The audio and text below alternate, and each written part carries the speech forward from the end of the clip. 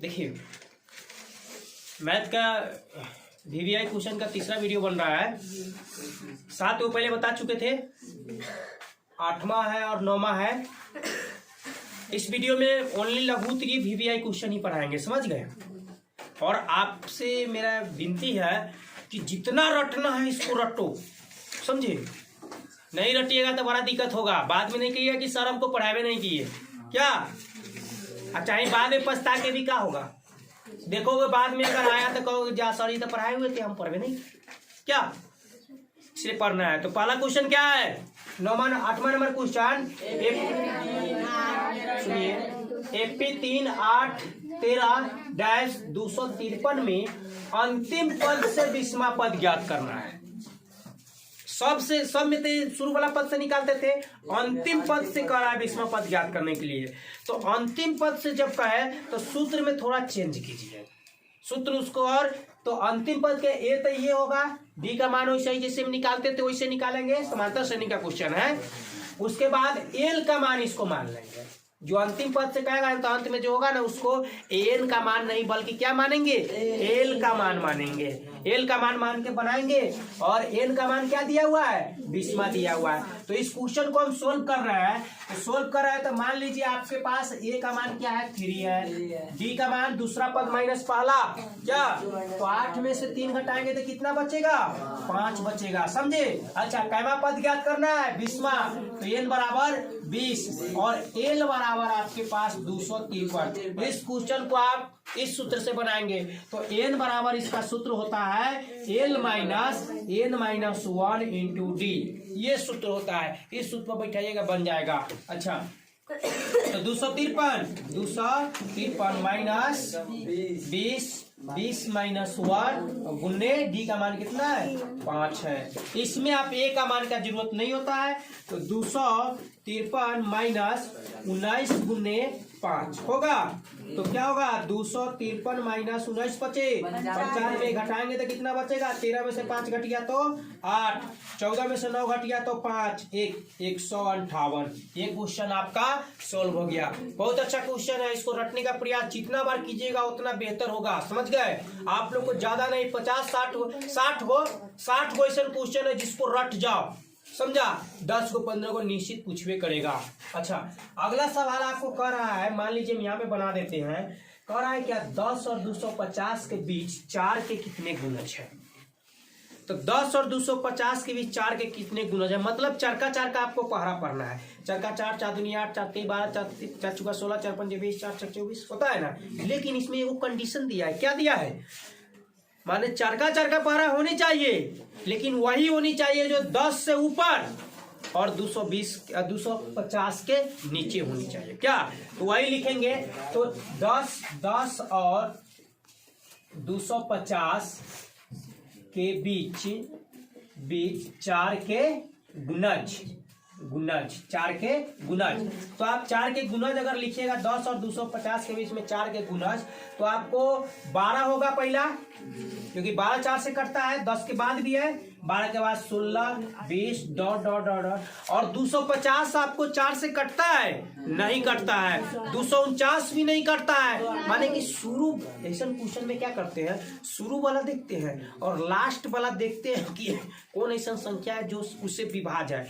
तो 250 में 4 से भाग दोगे नहीं कटेगा, 249 में नहीं कटेगा, 248 में अगर भाग देते हो तो ये कट जाएगा।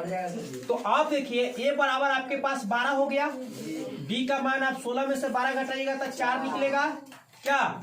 अच्छा, और एन का मान आपका क्या है, 248। तो एन का मान नहीं बताना है, करा कितने गुणज है, एन का मान इसमें नहीं दिया गया है, ठीक। तो एन का सूत्र पर बैठाएंगे। एन बराबर क्या होता है सूत्र, ए प्लस n-1 इंटू डी, ये सूत्र होता है। अच्छा, ए का मान है 12 प्लस एन का मान कितना है, नहीं है, एन का मान नहीं पता है। अच्छा, और एन के जगह पर डाल दो कितना, 248, ठीक। तो n-1 गुने डी का मान है 4, ठीक। तो 248 बराबर 12 प्लस 4n-4 होगा। इससे दोनों में हम क्या किए, गुना कर दिए हैं। यहाँ पे समझ में आया।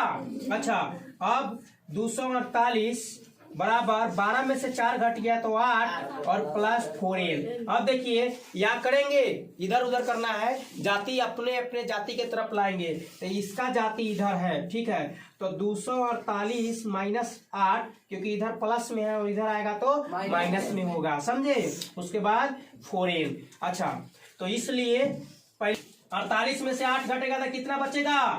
240 बराबर 4n। तो इसलिए करके n बराबर आपके पास क्या होगा? 240/4। आंसर आ जाएगा 60।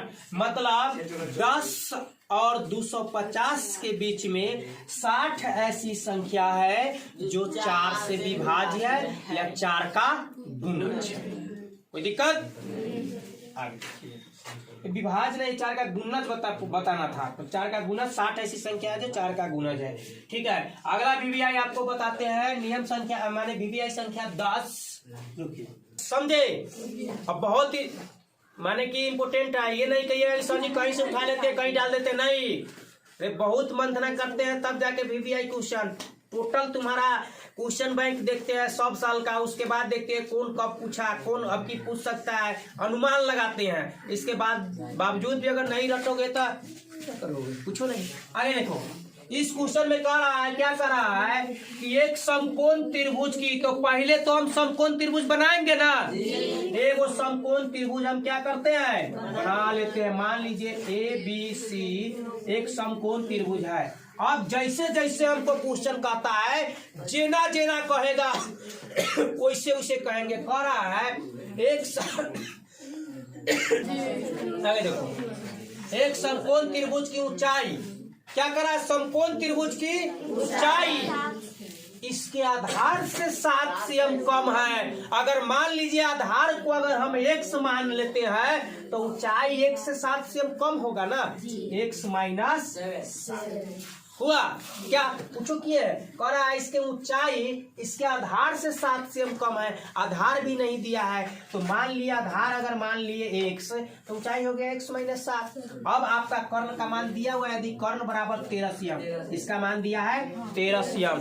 तो अब आपको AC स्क्वायर बराबर AB square plus BC square का सूत्र पता है ना। बनाने के लिए आप क्या करेंगे कि माना कि त्रिभुज ABC एक जो कि लिख के समकोण है। अच्छा, जिसमें BC बराबर 1 cm माना और AB बराबर क्या हो जाएगा? AB बराबर x माइनस 7 और AC आपका दिया हुआ है 13, ठीक है। तो आपका सूत्र होता है AC स्क्वायर बराबर AB square plus BC square, यही सूत्र होता है। अच्छा, AC का मान क्या डालिए? AC का मान है 13 का स्क्वायर, आप CM भी लिखते चल जाइएगा, कोई दिक्कत नहीं है, सब में CM लगा दीजिएगा। 13 cm का स्क्वायर बराबर AB का मान है x माइनस 7 का होल स्क्वायर और प्लस x का स्क्वायर। अब यहाँ देखो 13 के स्क्वायर करोगे तो कितना होगा? 169। 13 के स्क्वायर 169। अच्छा, अब यहाँ पे आपको दिख रहा है, देखो तो क्या कह रहा है करने के लिए? x माइनस 7 है, मतलब a माइनस b का होल स्क्वायर कर रहा है ना। a माइनस b का होल स्क्वायर कीजिए, तो ठीक है, यहाँ पे कर रहे हैं। तो a square plus b square और माइनस 2ab, तो माइनस 7 दूना 14x अब प्लस x स्क्वायर। अच्छा, अब यहाँ पे आप क्या कीजिए, बढ़ाइए थोड़ा, 169, एगो x स्क्वायर है, एगो x स्क्वायर, कै गो x square? 2 x square minus 14x plus 49। अब इसको भी एक तरफ ले आएंगे, जाति जाति को एक तरफ करेंगे, इसको गुणनखंड तोड़ेंगे, आंसर आ जाएगा। यहाँ पे देखिए 2x square minus 14x plus 49 और माइनस उसको लिया है तो 169 बराबर 0।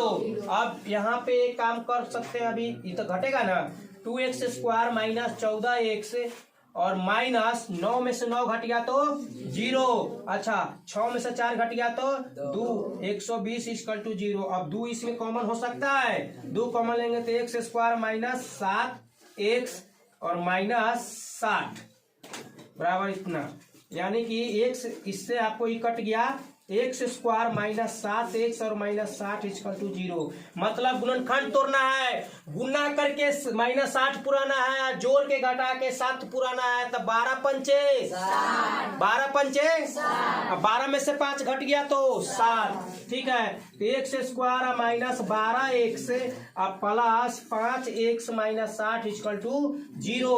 x माइनस 12 हो जाएगा यहाँ पे, और प्लस यहाँ 5 कॉमन लेंगे तो x माइनस 12। ठीक है, तो इसको तोड़ेंगे तो ये घर में आपको हो जाएगा x माइनस 5, और ये घर में क्या हो जाएगा x माइनस 12। इसको एक प्लस 5, इसको तोड़ेंगे तो माइनस में आएगा, इसलिए माइनस वाले को तोड़ते हैं तो x बराबर क्या होगा 12। मतलब आपका आधार का मान क्या निकल गया 12, और ये 12 में से 7 घट गया तो इसका मान क्या निकल गया 5। ये दोनों भुजा अलग अलग, इसका मान निकल गया। यही इसका आंसर है। बहुत इंपोर्टेंट क्वेश्चन है, रटने का प्रयास कीजिए।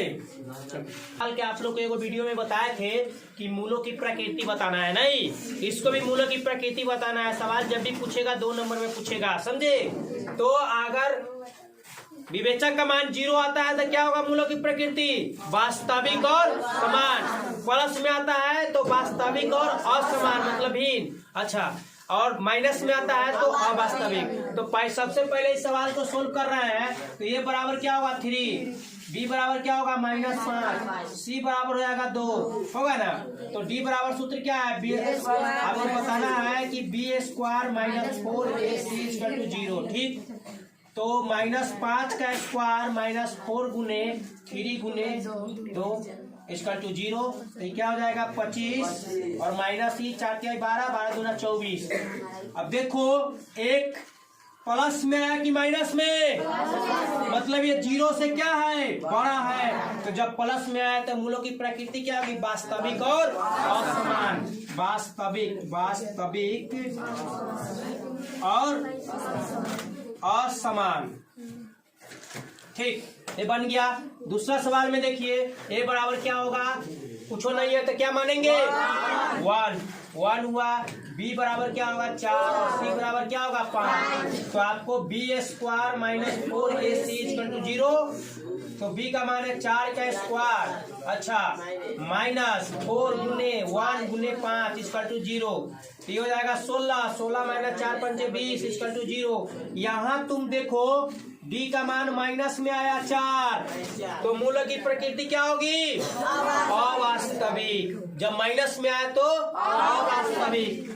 अब बड़ा, यानी कि यहाँ पे 0 बड़ा हुआ, इसलिए यहाँ होगा क्या अवास्तविक। समझे। अच्छा, इस सवाल में आप देखिए इसका मूलों की प्रकृति क्या होगी।